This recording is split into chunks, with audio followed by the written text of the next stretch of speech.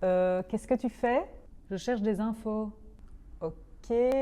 Mais quoi, tu les trouves où, toi, tes infos? À plein d'endroits différents. Déjà sur le terrain, là où les choses se passent. Je prends mon carnet, mon bic et hop, je vais assister à des événements, interviewer des gens à qui il arrive des choses, mais aussi rencontrer des experts qui sont spécialistes sur des sujets dont on parle. En gros, je vais à la découverte de plein de nouvelles choses. Mais tu ne peux pas être partout en même temps. Non, bien vu.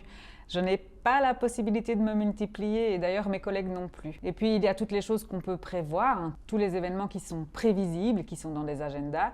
Mais l'actualité, c'est aussi et surtout beaucoup d'imprévus. Donc on ne sait effectivement pas toujours être là où il faudrait quand il faudrait. Et tu fais comment alors? Eh ben, je peux trouver aussi plein d'informations ailleurs, dans les autres médias, dans des livres, dans des magazines, sur des sites internet ou sur des réseaux sociaux. Il y a toutes les infos que je cherche et puis il y a toutes les infos qui arrivent directement à moi. Ah bon? Comment?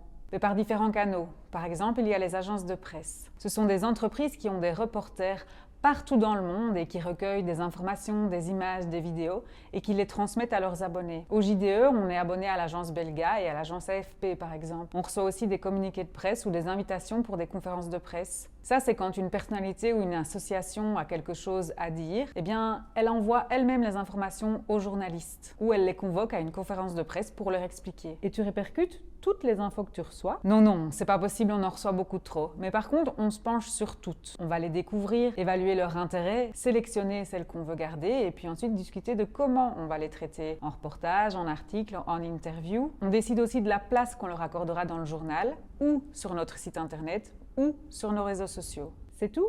Non, évidemment.